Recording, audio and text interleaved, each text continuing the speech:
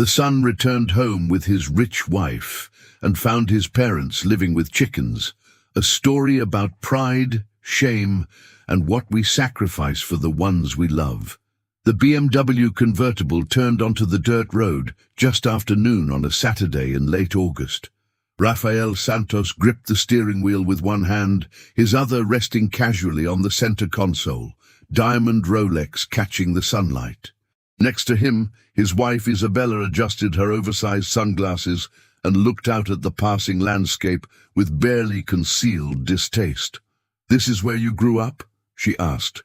Her voice carried that particular tone Rafael had come to recognize over their 2 years of marriage.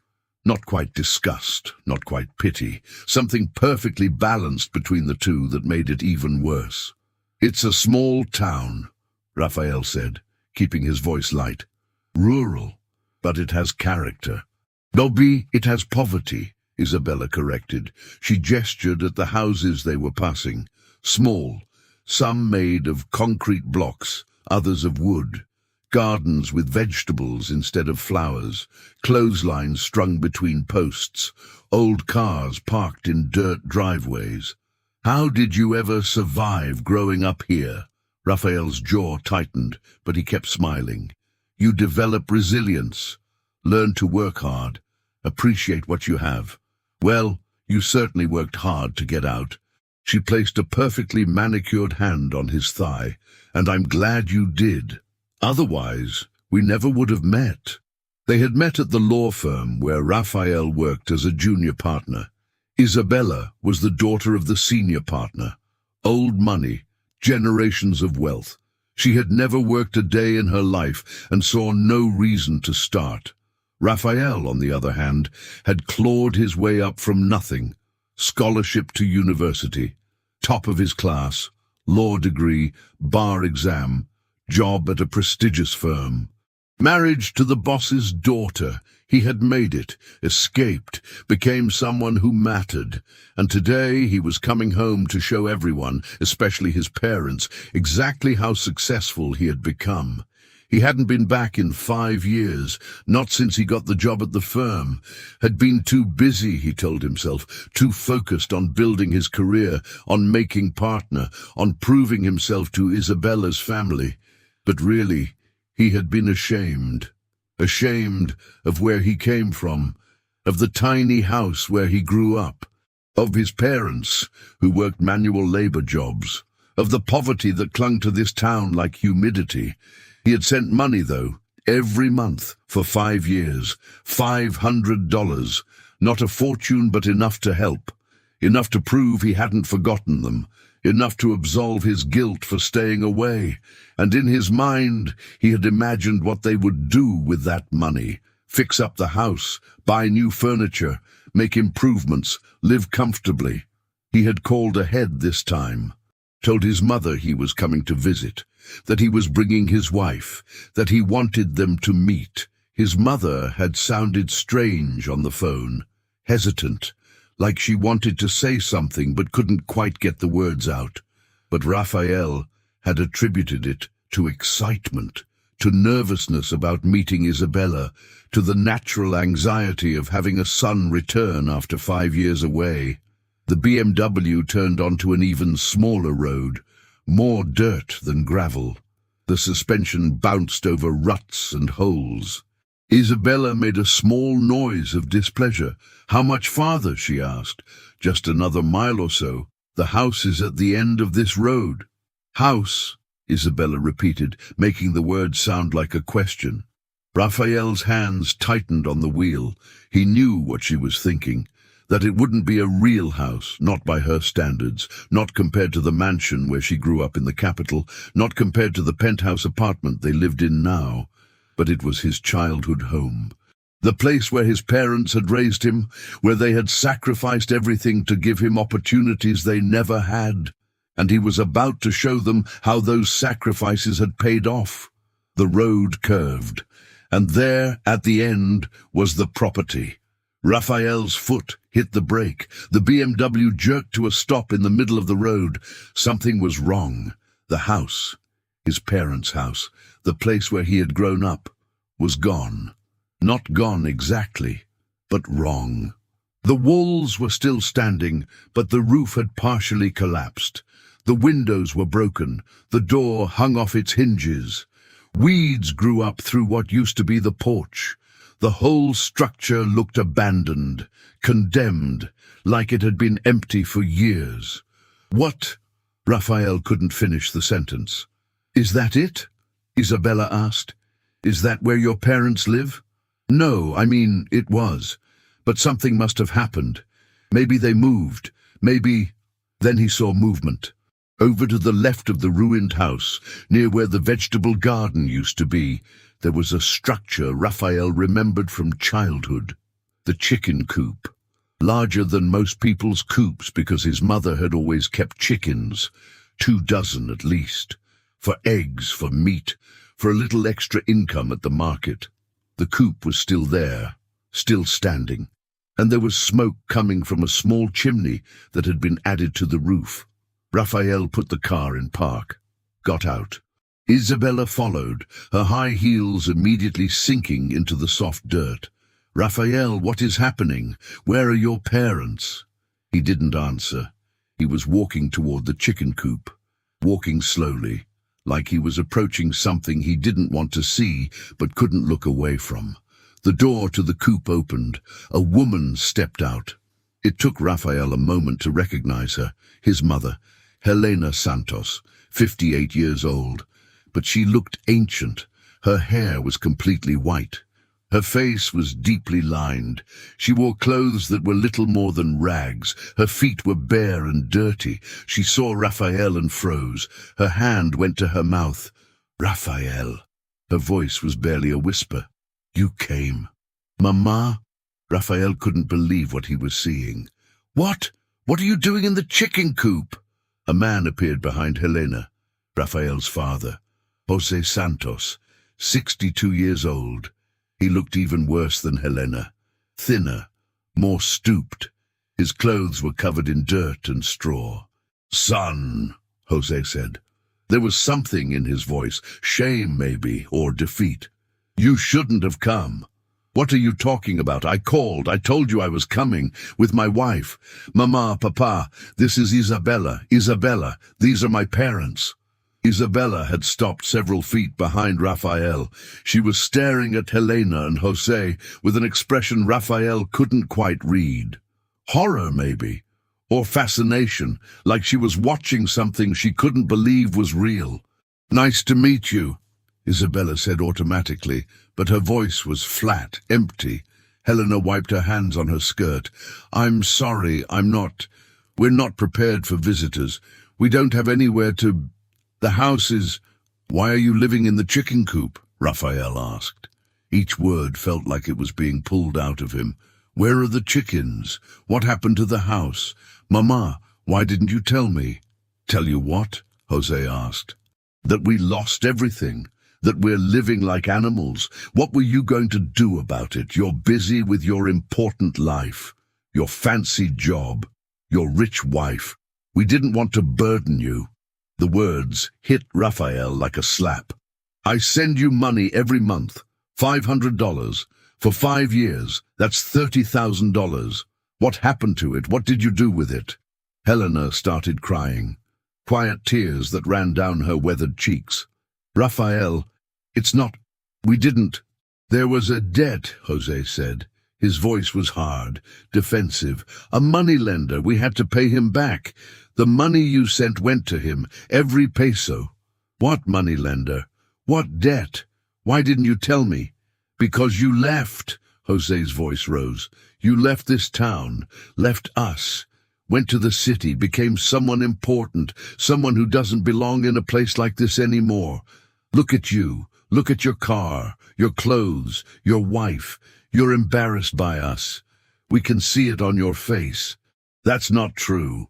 It is true. You stopped coming home, stopped calling except on holidays, sent money because it was easier than actually being here, than actually caring. Raphael felt Isabella's hand on his arm. Raphael, maybe we should go. This doesn't seem like a good time. No. Raphael shook off her hand. I'm not leaving until someone explains to me what happened. Why are you living in a chicken coop? Where did the house go? What happened? Helena and Jose looked at each other. Some silent communication passed between them. Then Helena sighed. "Come inside," she said. "We'll explain everything." 7 years earlier, Raphael was 23 years old, and he had just received the acceptance letter from law school in the capital. Full scholarship, everything paid for. 3 years of study, and then he would be a lawyer, would have a career, would be someone who mattered. He stood in the small living room of his parents' house, the house that was still whole then, still standing, still a home, and showed them the letter. "I got in," he said. "Full scholarship to the best law school in the country." Helena's face lit up. "Oh, Raphael, that's wonderful. I'm so proud of you." Jose nodded, more reserved, more cautious. "That's good, son. Very good. But the capital is expensive. Even with a scholarship, you'll need money for living expenses, for food, for books." "I'll work," Raphael said. "I'll find a job. I'll manage." "The capital is 300 miles away," Jose continued. "You'll be gone for 3 years, maybe more." "I know, but this is my chance, my opportunity to make something of myself." "And what about us?" Jose asked, not accusatory, just curious. "What happens to us while you're gone?" Raphael looked at his parents, at the small house, at the life they lived, working dawn to dusk for barely enough to survive. His mother cleaning houses, his father doing construction work when he could get it, farm work when he couldn't. And he thought, "I can't end up like this.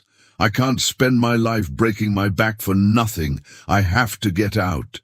"You'll be fine," Raphael said. "You've always managed. And once I'm a lawyer, once I have a good job, I'll send money home. I'll help you. I'll make sure you're taken care of." Helena smiled through tears. "We don't need money, mijo. We need you. But we understand. You have to go. You have to chase your dreams." Jose was quiet, then he said, "Before you go, there's something we need to discuss. Your grandfather's debt." Raphael frowned. His grandfather had died 2 years ago. "What debt?" "Your grandfather borrowed money from a moneylender in town, Senor Vargas, 5,000 pesos, to pay for medical treatment when your grandmother was sick. But Abuela died 3 years ago. Shouldn't the debt be paid by now?" "The interest," Jose said heavily. "Your grandfather couldn't pay it back before he died. The debt transferred to me, but with the interest it's grown. It's now 7,000 pesos. 7,000. Raphael's mind raced. That was more than his parents made in 6 months. How can the interest be that high? Senor Vargas charges 30%, compounded monthly. The debt grows faster than we can pay it. That's illegal. Maybe in the capital, not here. Here, people like Vargas make their own rules. And people like us have no choice but to accept them. Can't you just refuse to pay? It was grandfather's debt, not yours." Jose's laugh was bitter. "You think it works like that? You think we can just say no? Vargas owns half this town. He has connections, power. If we don't pay, there will be consequences." "What kind of consequences?" "The kind we don't want to find out about." Jose looked at his son. "I'm telling you this so you know. So you understand that while you're in the capital studying law, we're here dealing with this. We'll manage. We always do. But you should know." Raphael felt guilt twist in his stomach. His parents were struggling with this debt, and he was leaving. Going to the capital, chasing his dreams while they dealt with reality. "I'll help," he said. "Once I'm working, once I have money, I'll help you pay it off." "That's not why I told you," Jose said. "I told you so you would understand. So you would know what life is really like for people like us, so you wouldn't forget where you came from." But Raphael did forget. Or at least, he tried very hard to. Present day. The interior of the chicken coop had been converted into living space. Barely. The chickens were gone. "Sold off," Helena explained quietly, "to pay debts. In their place was a mattress on the floor covered with threadbare blankets, a small camping stove, a few pots and pans, some clothes hanging from nails driven into the wooden walls, a bucket for water, another bucket that was obviously serving as a toilet. This was where his parents lived. This was what $30,000 of his money had paid for. Raphael stood in the doorway, unable to enter. Isabella had stayed outside, unwilling even to approach. "Tell me everything," Raphael said. "From the beginning." Helena and José sat on the mattress. They looked small, defeated, ashamed. José spoke first. "After you left, we started paying down the debt, little by little. 50 pesos here, 100 there, whatever we could spare after food and necessities.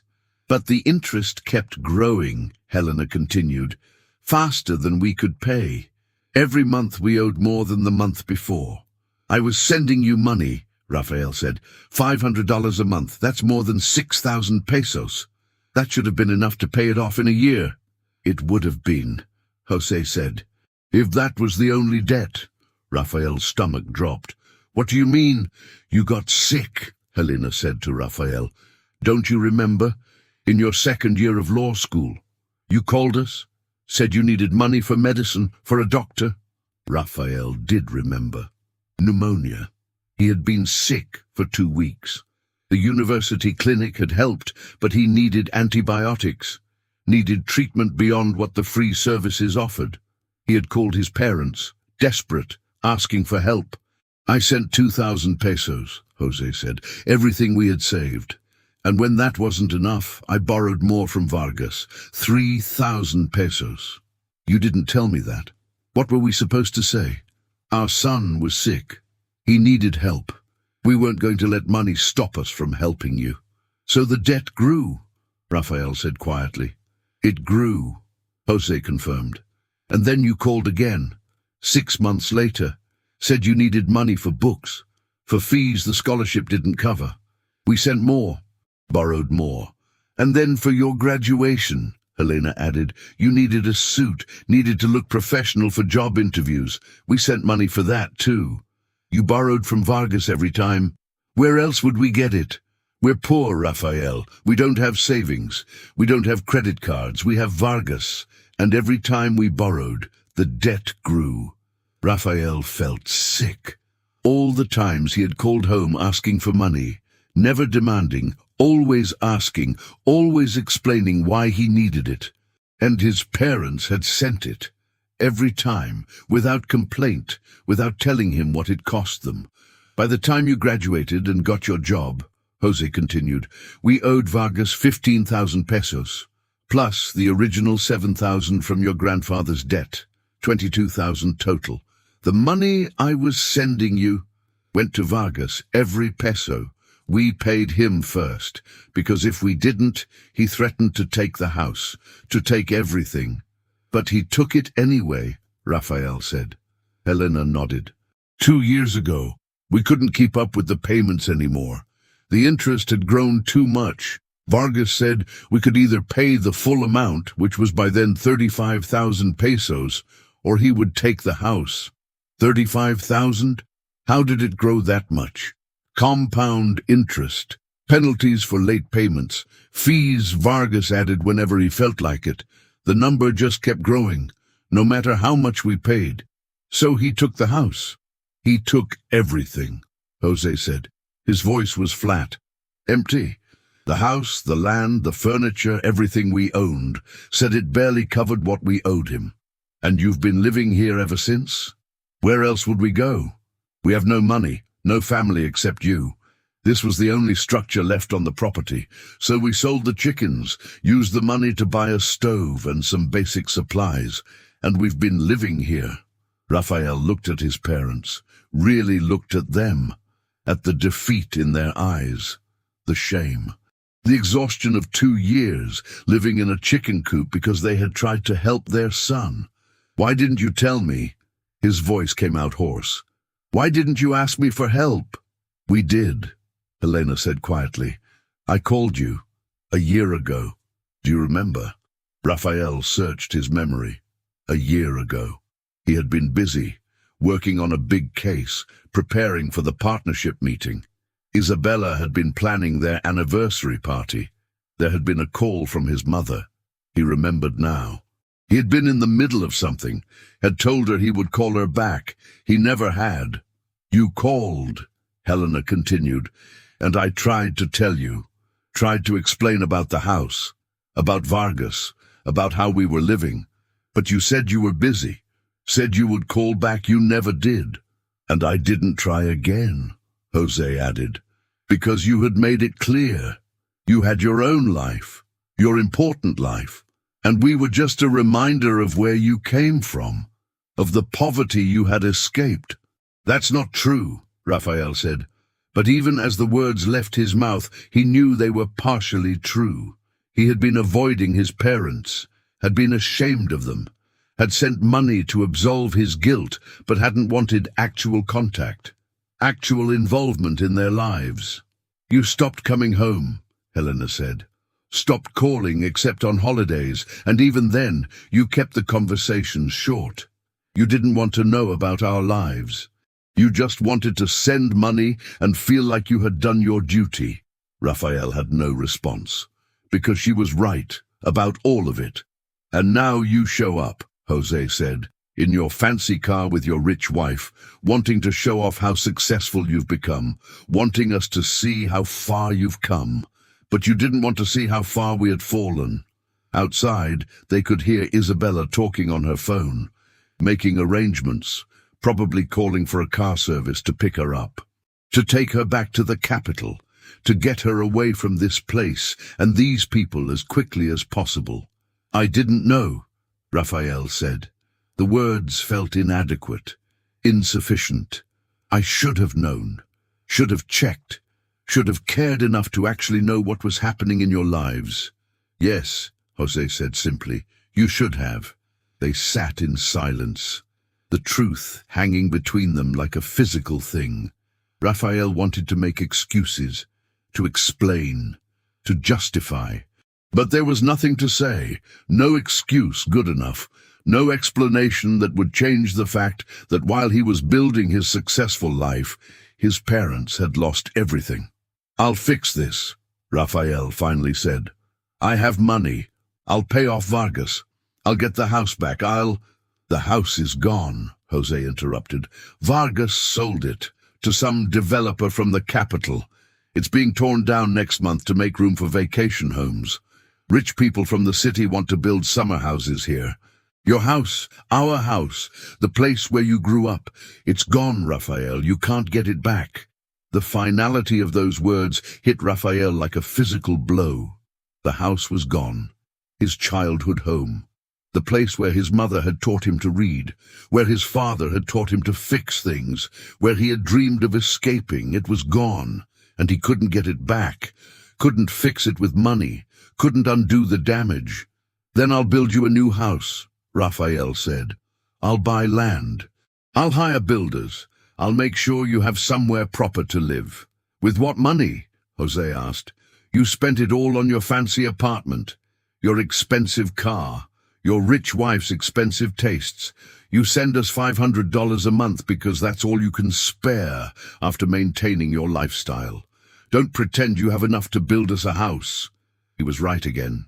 Raphael's salary was good, but most of it went to maintaining the lifestyle Isabella expected. The penthouse, the car, the vacations, the country club membership, the designer clothes. After all that, $500 a month was all he could send, without Isabella noticing and asking questions. "Then I'll take out a loan," Raphael said. "I'll borrow money. "No!" Helena's voice was firm. "No more debt. No more borrowing. We've spent enough of our lives drowning in debt because of money we borrowed to help you. We're not doing it again." "Then what do you want me to do?" Raphael's voice rose. "You're living in a chicken coop. You've lost everything. What am I supposed to do? Just walk away? Send you $500 a month and pretend everything is fine?" "That's what you've been doing for 5 years," Jose pointed out. Raphael stood up. He couldn't breathe in here, couldn't think. He stumbled out of the chicken coop into the afternoon sunlight. Isabella was standing by the BMW, still on her phone. She looked up when Raphael appeared, ended her call. "I've called for a car," she said. "It will be here in an hour. I'm going back to the capital. You can stay if you want, but I'm leaving." "Isabella, these are my parents, living in a chicken coop." "Yes, I noticed." Her voice was cold, clinical. "Raphael, I married you because you were successful, because you came from nothing and made something of yourself, because you were impressive. But this," she gestured at the ruined house and the chicken coop, "this is pathetic. Your parents are pathetic, and if you stay here wallowing in guilt, you'll become pathetic too. They're my family, and I'm your wife. Choose." Raphael looked at her, really looked at her, at the beautiful face and the expensive clothes and the complete lack of compassion, at the woman he had married because she represented everything he wanted to be, everything he wanted to have. And he realized he didn't know her at all, didn't love her, didn't even like her very much. He'd married an idea, a symbol, a trophy that proved he had made it, that he was no longer the poor kid from the rural town, that he was someone important. But standing here, looking at his wife's contempt for his parents, he realized that becoming someone important had cost him everything that actually mattered. "Go," he said. "Go back to the capital. I'll call you later." "If you stay here," Isabella said slowly. "Don't bother calling. We're done. Then we're done." She stared at him. Clearly hadn't expected him to agree, had expected him to choose her, to abandon his parents again, to maintain the life they had built together. But Raphael was tired. Tired of pretending, tired of being ashamed, tired of the guilt that had been eating at him for 5 years. "Fine," Isabella said. She got into the BMW without another word, started the engine, drove away down the dirt road, leaving a cloud of dust in her wake. Raphael watched her go, felt nothing, no regret, no sadness, just a strange sense of relief.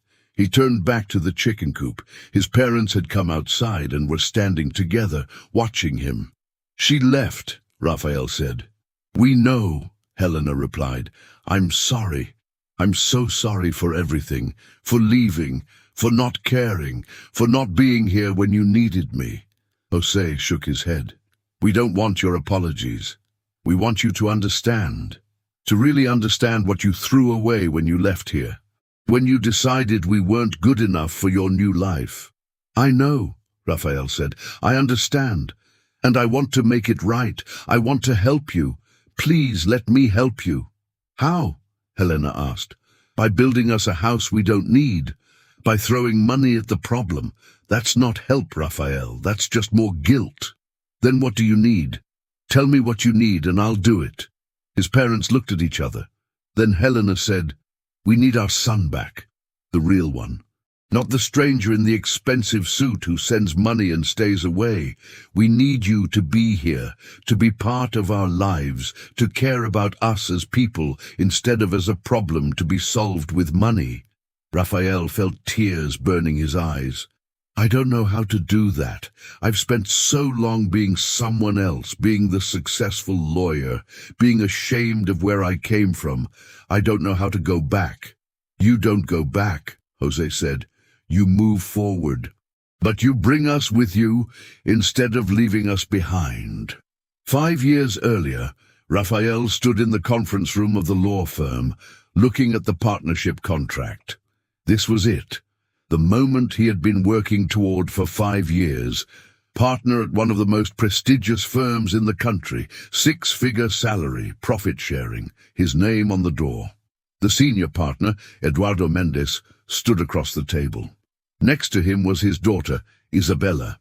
She smiled at Raphael, a calculated smile.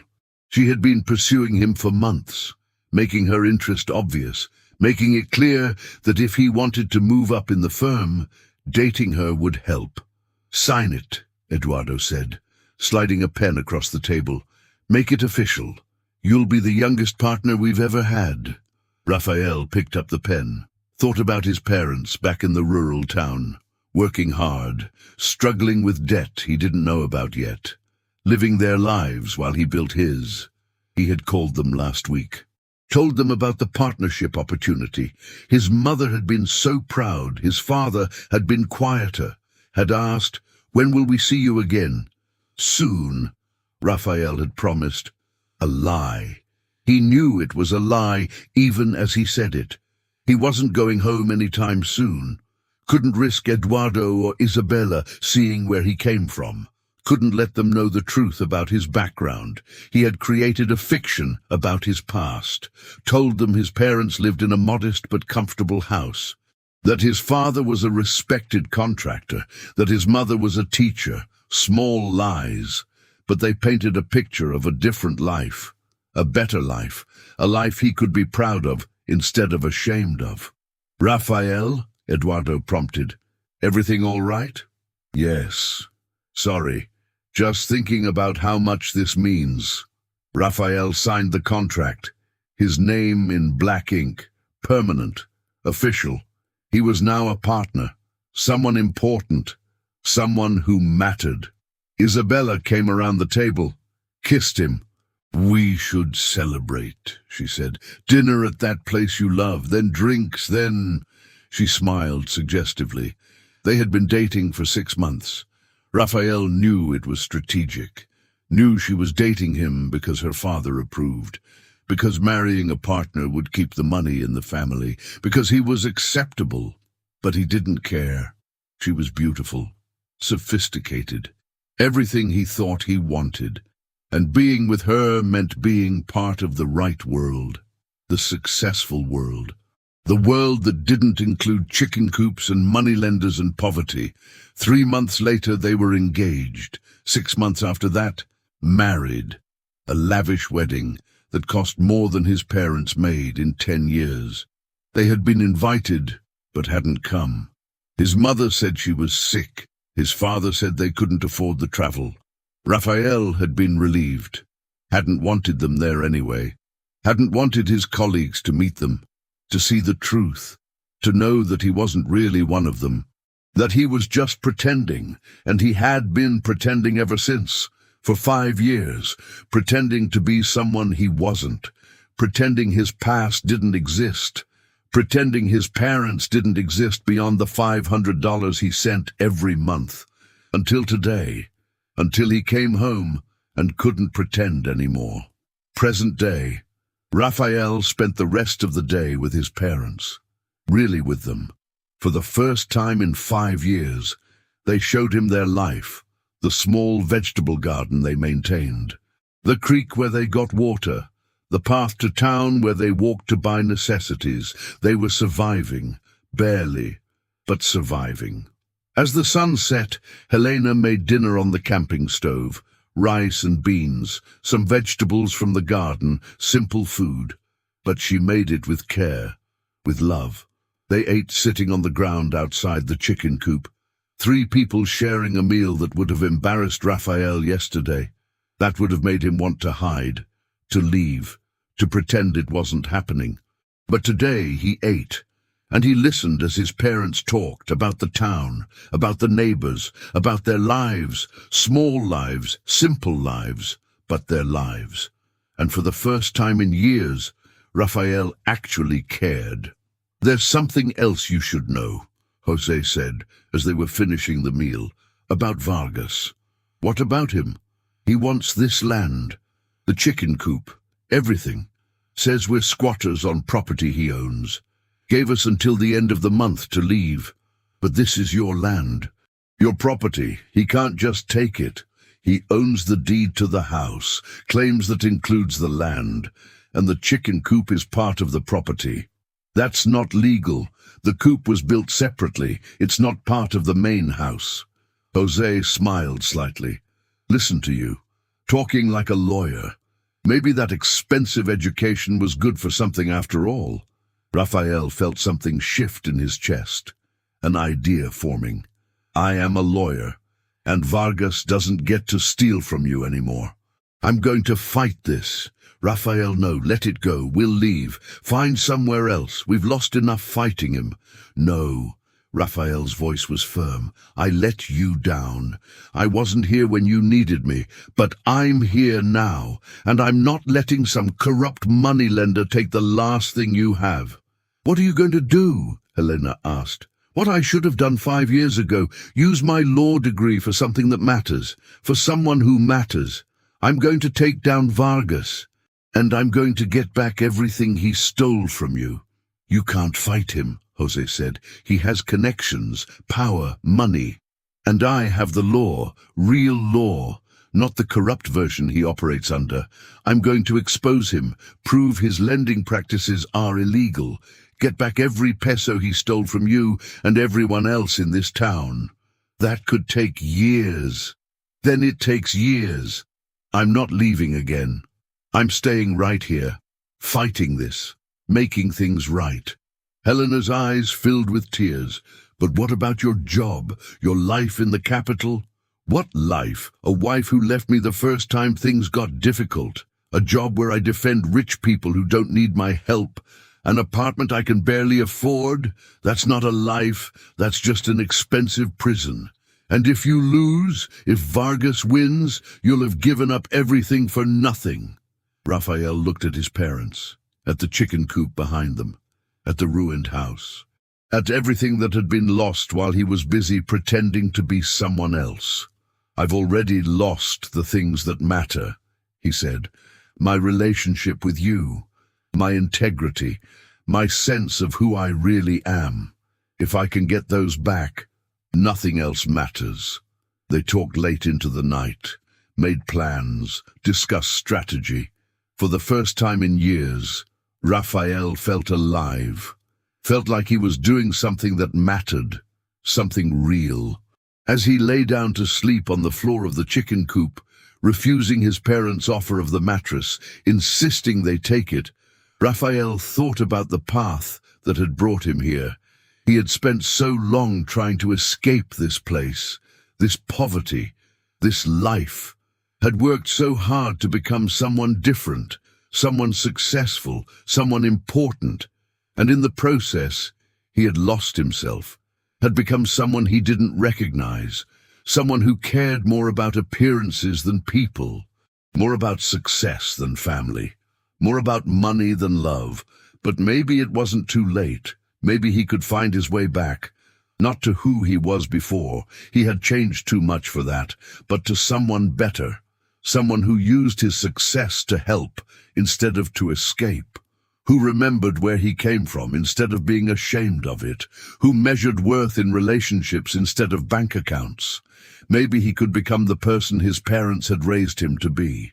Before the world taught him to be ashamed, before success became more important than integrity, before he forgot that the greatest privilege in life wasn't wealth or status, but the love of good people. Tomorrow he would start fighting, would go to town, would confront Vargas, would begin the long, difficult process of making things right. But tonight he slept in a chicken coop next to his parents, and for the first time in 5 years, he felt like he was home. The next morning, Raphael woke to the sound of roosters. Except there were no roosters anymore. The sound was coming from a neighbor's property, a reminder of what this building used to be, what it was supposed to be. He sat up. His back ached from sleeping on the hard floor. His clothes, the expensive suit he had worn yesterday, were wrinkled and dirty. He looked ridiculous. A lawyer dressed for the boardroom sleeping in a converted chicken coop. His parents were already awake. Helena was making coffee on the camping stove. The smell filled the small space, rich and familiar, the same coffee his mother had made every morning of his childhood. "Good morning," she said when she saw him awake. "How did you sleep?" "Terribly," Raphael admitted. "But I'll survive." Jose laughed. "Your fancy bed in the capital made you soft." "Probably." Raphael accepted a cup of coffee from his mother, sipped it. It was perfect, exactly the way he remembered. "Thank you, Mama." "For what?"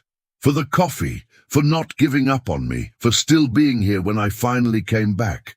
Helena smiled, sad but genuine. You're our son. We never gave up. We were just waiting. After coffee and a simple breakfast of bread and fruit, Raphael prepared to go into town. He needed to find Vargas, needed to start understanding the full scope of what had happened, needed to build a case. I'll come with you, Jose said. You don't have to. I'm coming. If you're going to fight for us, we should fight with you.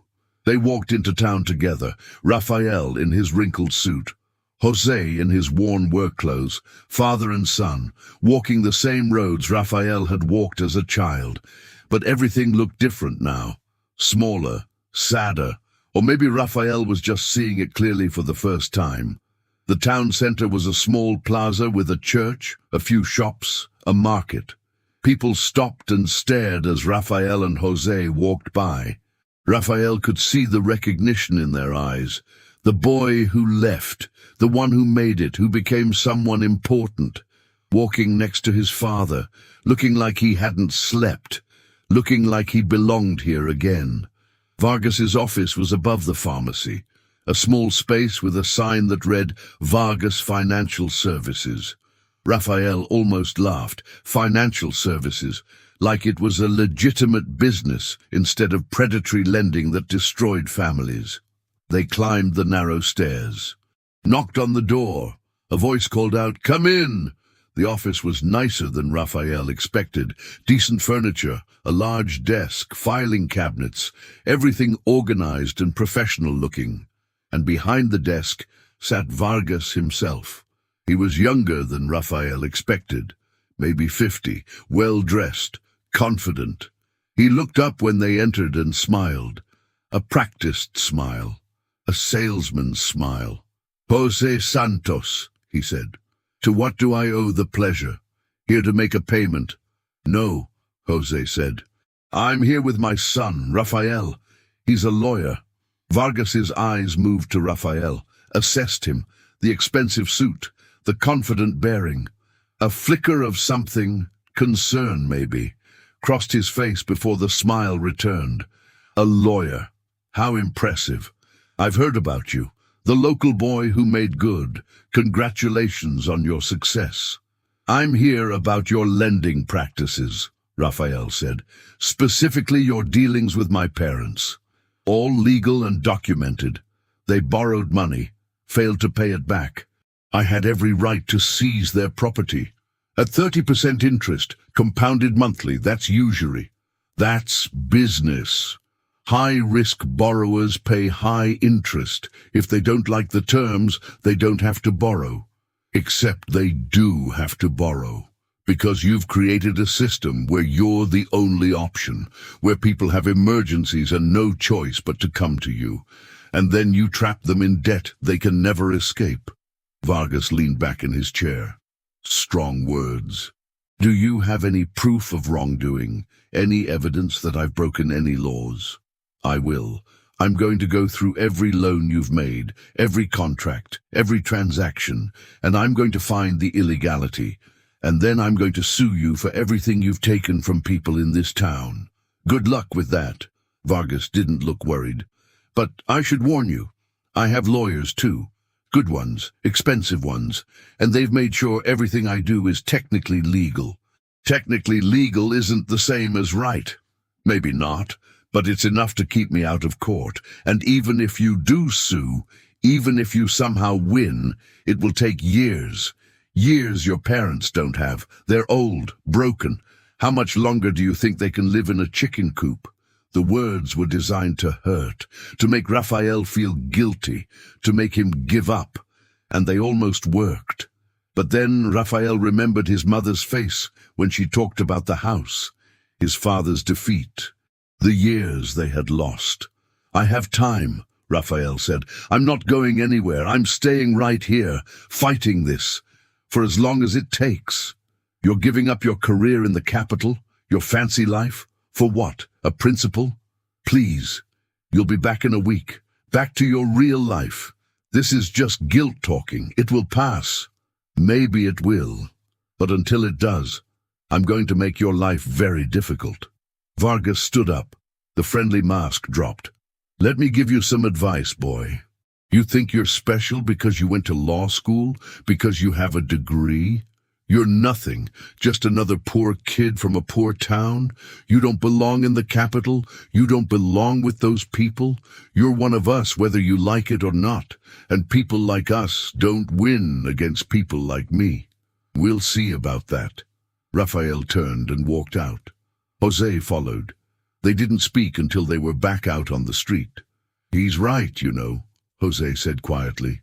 "This will take years, maybe decades, and you'll lose everything fighting it. Your career, your money, maybe your freedom if Vargas decides to play dirty. I know. And you're still going to do it?" "Yes." "Why?" Raphael thought about that, about the real reason. Not just guilt, not just wanting to make things right, but something deeper. "Because for the first time in 5 years, I feel like I'm doing something that matters, something real. I've been defending corporations and rich people who don't need my help, who pay me obscene amounts of money to help them get richer. And I was good at it. Made partner, made money, made a name for myself." He paused. "But I wasn't happy, wasn't fulfilled. Felt like I was wasting my life on things that didn't matter, and I didn't know how to stop, how to change, how to find meaning. And this gives you meaning. Fighting an unwinnable fight against a moneylender in a poor rural town? Yes, because it's not just about Vargas. It's about who I want to be, about using my skills for something good, about standing up for people who can't stand up for themselves, about being the kind of person my parents raised me to be instead of the kind of person I became." José nodded slowly. "Your mother will be proud. What about you? I'm angry. You threw away your life, became someone important, and now you're throwing it all away to come back here, to fight a fight you'll probably lose. It's stupid and reckless and irresponsible." Raphael felt his heart sink. Of course his father wouldn't understand, wouldn't approve, would see this as just more proof that Raphael didn't think things through. "But," José continued, "it's also brave and noble, and the most like yourself I've seen you in years, so yes, I'm proud too." They walked back to the chicken coop together. Raphael's mind was already racing, planning, strategizing. He would need to research usury laws, find precedents, build a case. He would need to interview other people Vargas had loaned money to, document the pattern, prove systematic abuse. It would take months, maybe years, and he would lose his job at the firm, lose his apartment, lose everything he had built in the capital. But maybe that's what he needed to lose. Maybe all those things were just weight holding him down, keeping him from being who he really was, who he was supposed to be. When they got back, Helena had visitors, 3 women from town. They were standing outside the chicken coop talking to her in hushed voices. They looked up when Raphael and José approached. One of them, an older woman Raphael vaguely recognized from childhood, spoke up. "Is it true?" she asked. "You're going to fight Vargas?" "Yes. He took my house too," she said, 3 years ago.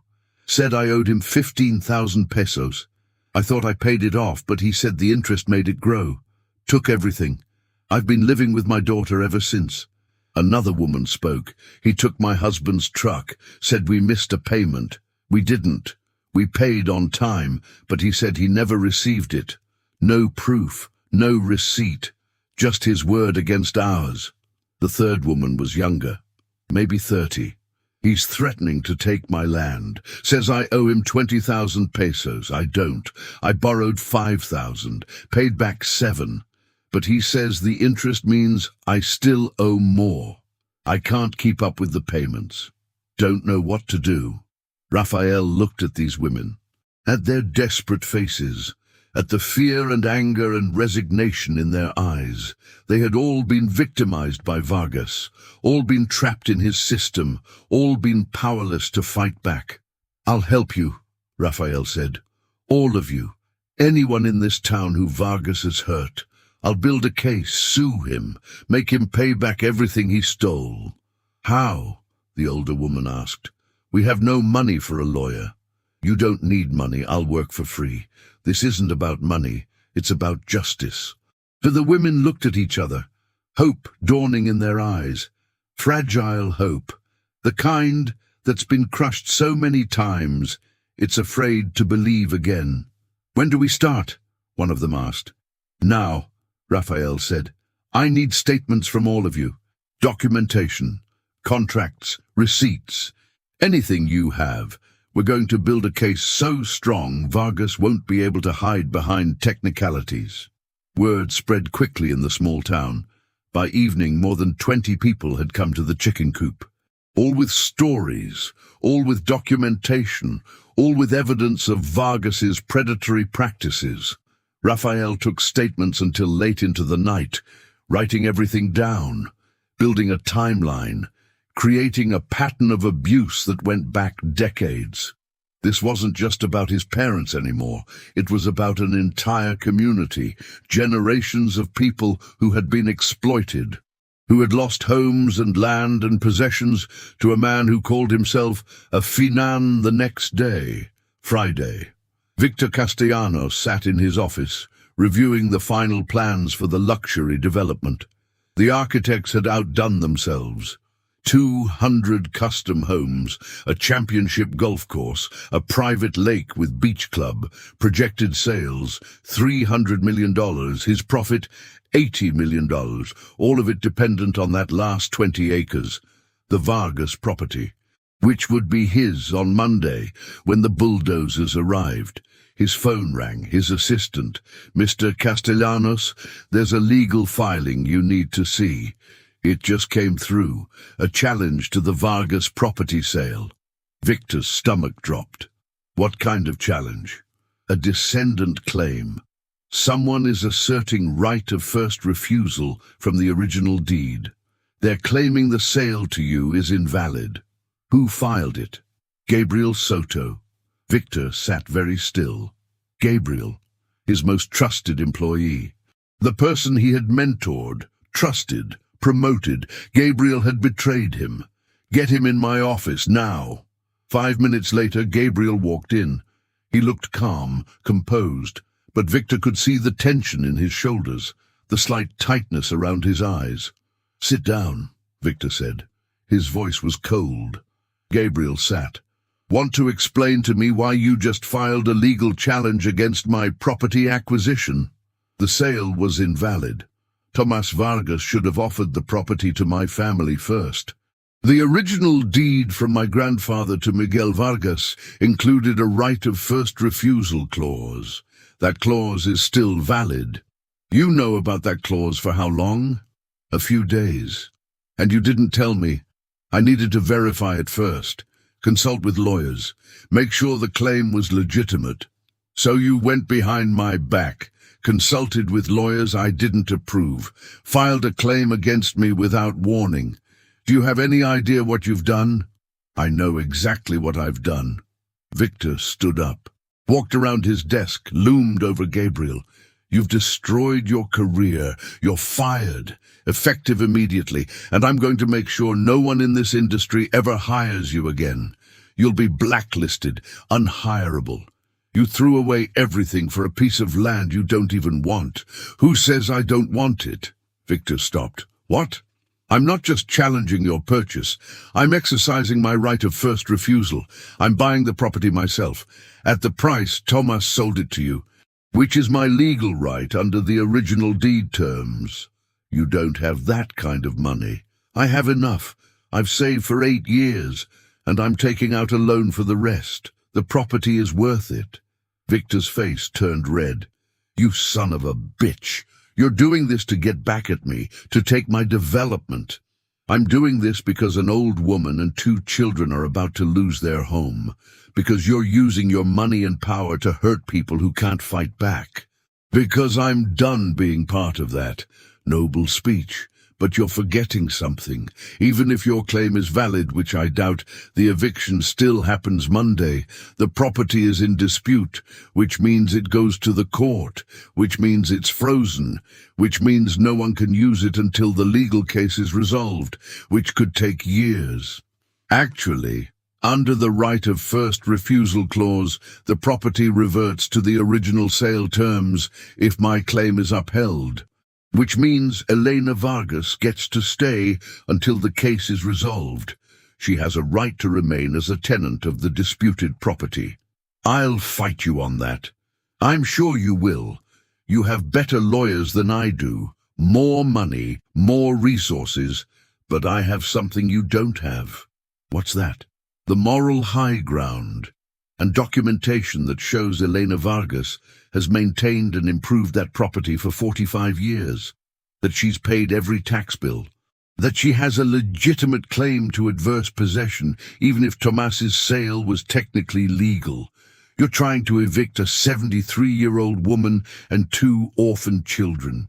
How do you think that's going to look in court? In the media? Victor's eyes narrowed. You wouldn't. Wouldn't what? Go to the press? Tell them about the big bad developer trying to bulldoze a grandmother's house to build mansions for rich people? You're right. That would be terrible for your reputation. Might even hurt your other projects. Might make people start asking questions about how you acquired all that other land around the Vargas property. You're threatening me. I'm telling you the reality. You can fight me in court. You'll probably win eventually. But it's going to be expensive, time-consuming, public, and in the end, you might not get what you want. Or you can walk away. Find another property for your development. Leave Elena and the children in peace. I've invested $20 million in this project, and you'll lose it all if you keep pushing, because I'm not backing down. I'm filing this claim. I'm taking this public. I'm fighting you every step of the way. And even if I lose, I'm going to make it so painful and expensive that you'll wish you had never heard the name Vargas. Victor stared at Gabriel. This young man he had trained, trusted, turned into one of the best acquisitions specialists in the business, now turning all those skills against him. Get out of my office, Victor said quietly. Get out of my building. You're fired, and you're going to regret this. Maybe, Gabriel said, but at least I'll be able to look at myself in the mirror. He walked out, left his employee badge on Victor's desk, left 8 years of his career behind, left everything he had built, and felt lighter than he had in years. By the time you read this, I'll be gone. Not dead, just gone. I left the country, went to Spain, started over, built the life I should have built here but couldn't. I'm not asking for forgiveness. I'm not asking for understanding. I'm just asking you to know the truth. Sophia is your daughter. She's 8 years old now, almost 9. She's smart and kind and brave. She's everything good about both of us and nothing bad. She doesn't know about you. Your mother told her that her father abandoned her, which is true. You did. Not intentionally, but you did. You chose your career over everything else, over me, over family, over the possibility of love. And in doing so, you abandoned a daughter you never knew existed. I'm not telling you this to hurt you. I'm telling you because you have a right to know, and because Sophia deserves to know who her father is, even if that father is a stranger to her. What you do with this information is up to you. You can tell her the truth, build a relationship with her, try to make up for 9 years of absence, or you can walk away. Go back to your successful life. Pretend you never read this letter. Pretend she doesn't exist. I won't judge you either way. I gave up that right when I left her. But I will say this. Don't let ambition steal your whole life. Don't let success be the only thing you have when you're old and alone. Don't make the same mistake I made. Don't choose pride over love. Be better than me. Be better than the person you've been trying to become. Be the father she deserves. Or don't. But either way, know that she exists. Know that you have a daughter. Know that every choice you make from this moment forward is a choice about what kind of man you want to be. Camilla Matteo read the letter 3 times. Each time, the words hit harder. Each time, the reality became more real. He had a daughter. Sophia was his daughter. The blind girl sleeping in his old room. The child his mother had been raising for 3 years. His daughter. He looked up at his mother. She was watching him, waiting for his reaction. "You knew," he said. His voice came out hoarse, broken. "All this time, for 3 years, you knew she was my daughter, and you never told me. Camilla asked me not to, made me promise, said you had a right to a life without obligation, without burden. She was wrong. I had a right to know. I had a right to choose. Would you have chosen her? Really? If I had called you 3 years ago and said you had a blind daughter you'd never met, would you have come home? Would you have given up your career? Would you have become a father to a child with special needs?" Matteo wanted to say yes, wanted to believe he would have done the right thing, but he knew the truth. 3 years ago he was just starting to make real money, just starting to build his reputation, just starting to become someone. If his mother had called with this news, he would have been angry, resentful, would have felt trapped, would have done the minimum required by law and nothing more. He wouldn't have been a father. He would have been a child's support payment, an obligation, a burden. "I don't know," he admitted. "I don't know what I would have done. That's why I didn't tell you, because you needed time to grow up, to become someone who could handle this, someone who could be what she needs. Tati, and you think I'm ready now? I think you're here. I think you came home. I think you're asking questions. That's a start." Matteo stood up, walked to the window, looked out at the backyard, tried to process what he had just learned. He had a daughter, 8 years old, blind, being raised by his mother because he had been too selfish to be there, too ambitious to notice, too focused on success to care about anything else. "Does she know?" he asked. "Does Sophia know I'm her father?" "No. She knows her father abandoned her mother, knows he was never part of her life, but she doesn't know it's you. What do I do? Do I tell her? Do I try to build a relationship? Do I—" He stopped. Couldn't finish the question. "Only you can answer that, mijo. Only you can decide what kind of man you want to be, what kind of father you want to be." Before Matteo could respond, Sophia appeared in the doorway, rubbing her eyes, her hair messy from sleep. "Good morning," she said. "Why is everyone up so early?" Matteo looked at this child, his daughter, the girl he had never known existed, the girl who had been living in his childhood home while he was busy building his successful life. She looked so small, so vulnerable, so completely unaware that her world was about to change. "We were just talking," Lucia said, her voice carefully normal. "Are you hungry? I can make you breakfast." "Yes, please. Can I have eggs?" "Of course, mija." Sophia went to her usual seat at the table, waited patiently while Lucia prepared her food. Matteo watched her, studied her, looked for himself in her face, in her expressions, in the way she moved. And he saw it. The resemblance he had missed before. She had his nose, his chin. The shape of her face was his. She was his daughter, unmistakably, obviously. How had he not seen it immediately? Because he hadn't been looking, hadn't wanted to see, had been too focused on his own discomfort to notice the truth right in front of him. After breakfast, Sophia went to do her lessons. Lucia and Matteo sat at the kitchen table. The letter between them. The secret no longer secret. "What do I do?" Matteo asked. "How do I fix this?" "You can't fix it. You can only go forward. Decide who you want to be from this moment on. I have a life in the capital, a career, a girlfriend, plans. I can't just... I'm not asking you to give up your life. I'm asking you to make room in it for Sophia, for being a father, for responsibility. I don't know how to be a father. especially not to a blind child. I don't know what she needs, how to help her, You learn, you try, you show up. That's all anyone can do. Matteo put his head in his hands. I've made such a mess of everything. Yes, you have. But messes can be cleaned up, lives can be rebuilt, relationships can be started even if they should have started years ago. What if I tell her and she hates me? What if she doesn't want me as a father? That's a risk you'll have to take, but I'll tell you this. Sophia is the kindest, most forgiving person I know. If you come to her with honesty and love, she'll give you a chance. Even though I abandoned her, even though I wasn't there, you didn't abandon her. You didn't know she existed. That's different. And when you tell her the truth, make sure she understands that. Matteo sat there for a long time, thinking, processing, trying to figure out what to do next. Finally, he said, I need some time to think, to figure this out. I need time.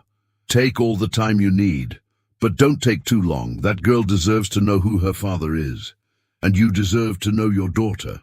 Matteo went for a walk, through the town, past the places he remembered from childhood, the school, the plaza, the river.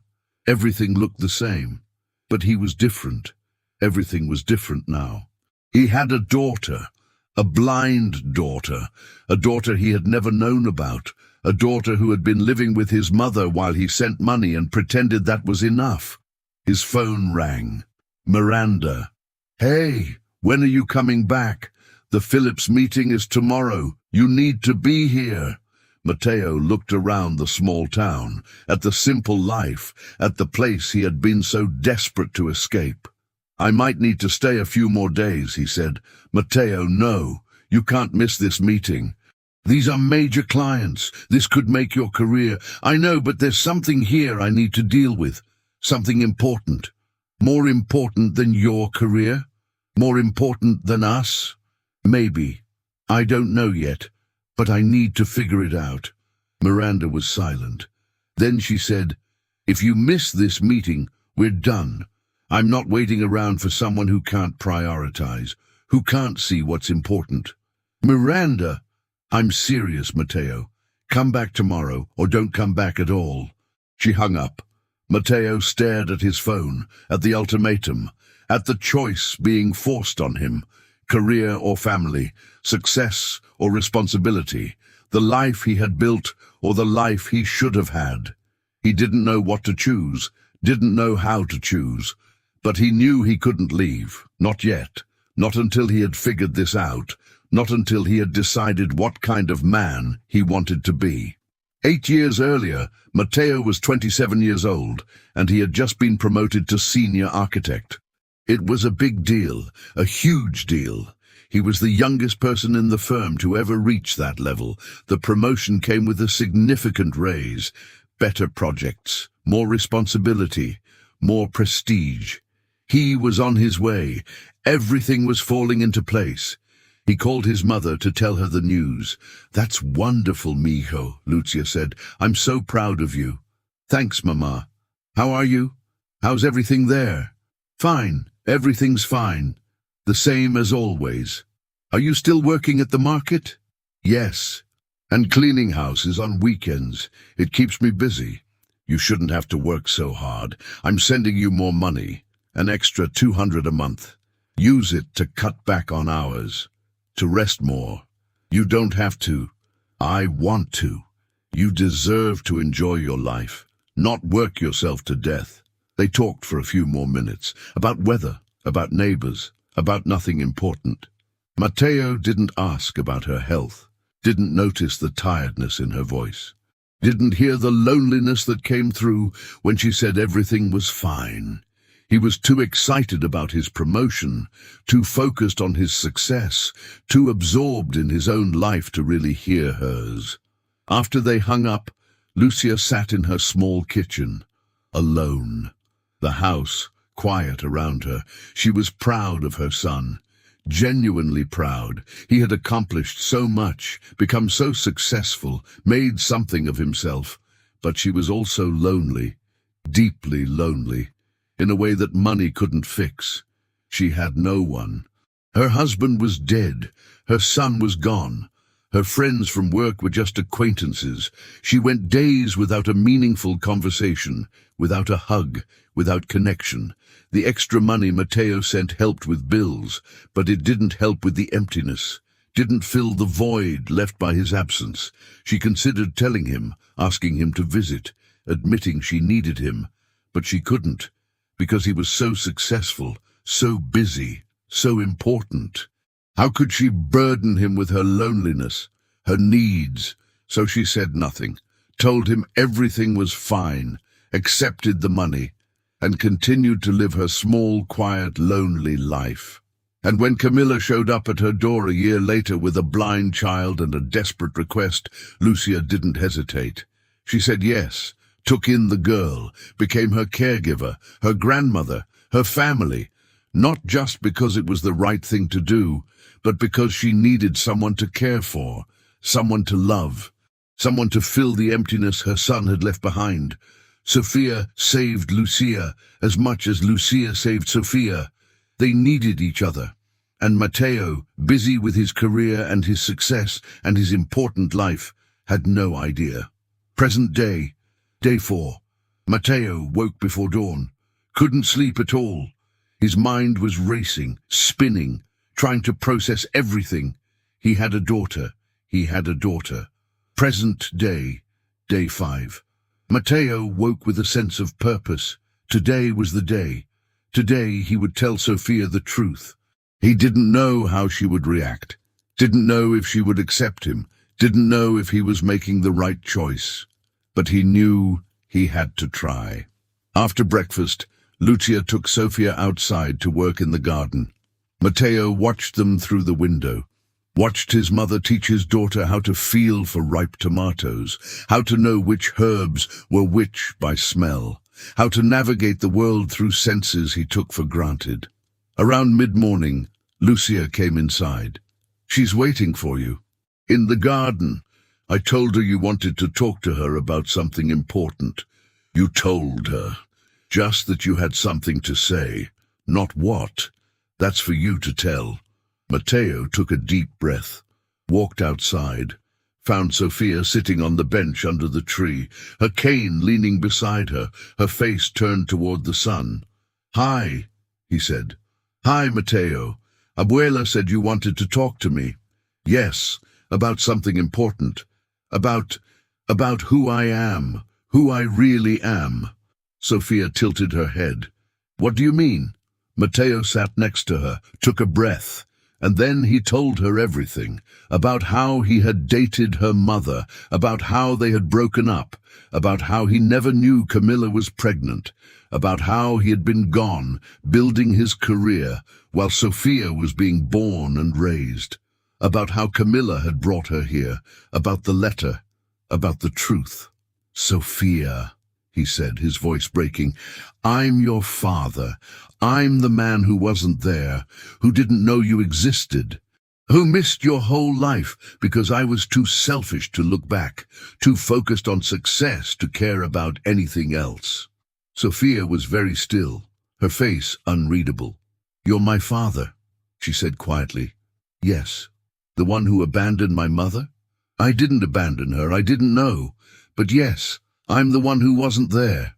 "Why are you telling me this now, after all this time?" "Because you deserve to know the truth. Because I can't keep lying. Can't keep pretending to be just a visitor when I'm your father, when I should have been here all along." "What do you want from me?" Sophia asked. "Do you want me to forgive you? To accept you? To pretend like everything is okay?"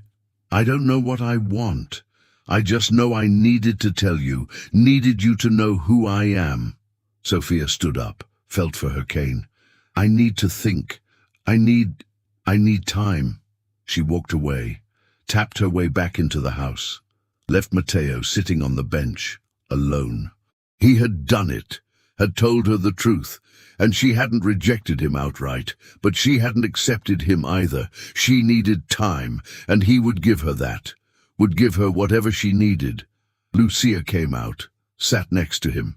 "She'll come around. She just needs to process." What if she doesn't? What if she can't forgive me? Then you'll keep trying, keep showing up, keep proving you're serious. How long do I wait? As long as it takes. The rest of the day was quiet, awkward. Sophia stayed in her room, came out for meals but didn't speak much, didn't look in Matteo's direction. Matteo felt like his heart was being crushed. Had he made a mistake? Should he have kept the secret? Should he have just gone back to his life and left things as they were? That night he couldn't sleep at all, just lay on the couch staring at the ceiling, thinking about everything he had lost, everything he had given up, everything he had destroyed. Around midnight he heard a sound. Footsteps. Soft, careful. The tap of a cane. Sophia appeared in the living room, found her way to the chair across from the couch. "Matteo," she said quietly, "are you awake?" "Yes." "Can we talk?" "Of course." She was quiet for a moment, then she said, "I've been thinking about what you told me, about you being my father." "Okay. I'm angry that you weren't there, that you didn't know me, that I grew up without a father because you were too busy to notice." "I understand.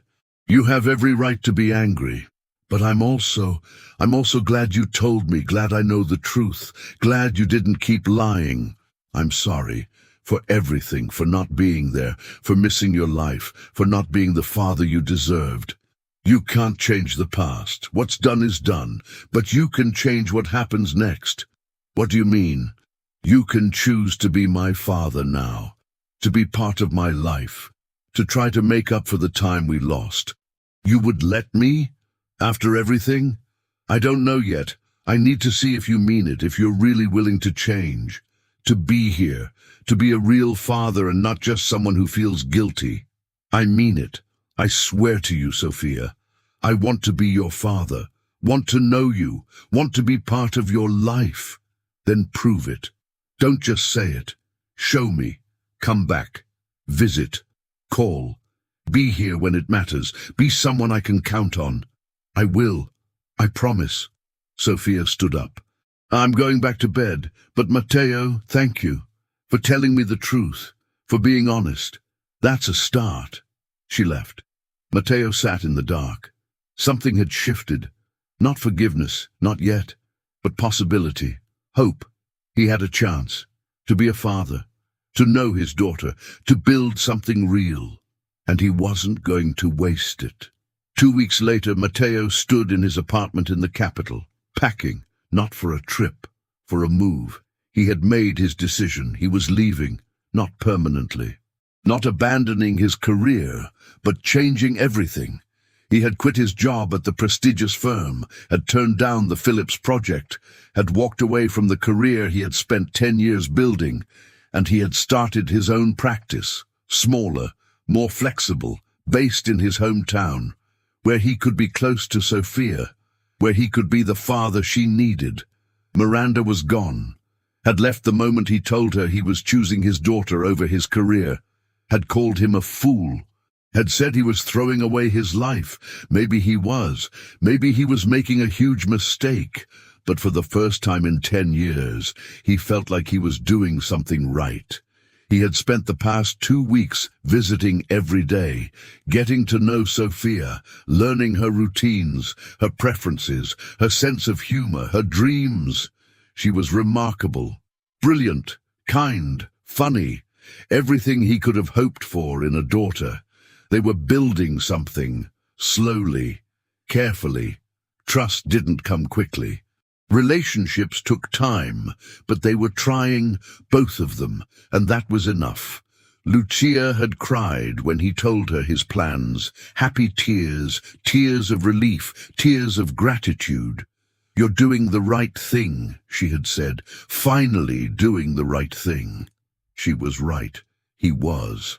For 10 years, he had been running, chasing success, chasing recognition, chasing the idea of who he thought he should be, and in the process, he had lost who he actually was. But now, he was finding his way back.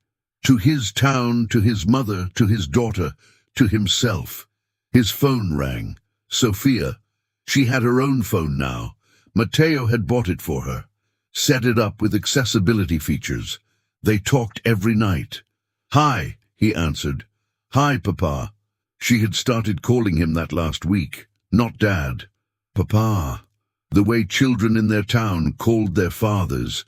It made Matteo's heart swell every time. "How was your day?" "Good. Abuela and I made cookies. I saved some for you, for when you get here tomorrow." "I'll be there in the morning, early. I'm driving tonight. Be safe. I love you." The words were new, tentative, but real. "I love you too, mija. So much." After they hung up, Matteo finished packing, loaded his car, took one last look at the apartment that had been his home for 10 years, and then he left, drove through the night, toward his real home, toward his real life, toward the family he had almost lost. He arrived just as the sun was rising, pulled up to the small house. Saw Lucia and Sophia sitting on the porch, waiting for him. Sophia heard the car, stood up. "Papa? I'm here," he called. "I'm home." She ran to him. He caught her, hugged her. This daughter he hadn't known he had, this child who had given him a second chance. "You came back," she said. "I'll always come back, I promise, always." And he meant it, would keep that promise, would show up, would be there, would be the father he should have been from the beginning. It wouldn't be easy. There would be challenges, difficulties, times when he failed, but he would keep trying, keep showing up, keep choosing her, because that's what love was. Not success, not money, not prestige, just showing up, being there, choosing the people who mattered over the things that didn't. He had finally learned that lesson, finally understood what mattered, and he was never forgetting it again. Let me tell you something about the children we leave behind. Matteo spent 10 years building a successful career, becoming someone important, making money, getting recognition, achieving everything society told him to value. And while he was doing that, his daughter was growing up without him, learning to navigate the world as a blind child, being raised by his mother, living in his childhood home, existing in a space he had abandoned. He didn't know she existed. But that doesn't make it less tragic, doesn't make his absence hurt less, doesn't change the fact that a child needed her father and he wasn't there. How many of us are doing the same thing? Maybe not with literal children we don't know about, but with family we've abandoned, with parents who need us, with siblings we've lost touch with the people who loved us before we became successful. We chase careers, chase money, chase the version of ourselves we think we're supposed to be, and in the process, we leave behind the people who actually know us, who actually love us. Matteo got a second chance, got to meet his daughter, got to build a relationship even though he had missed 8 years, got to choose differently. Not everyone gets that chance. Now let me ask you something.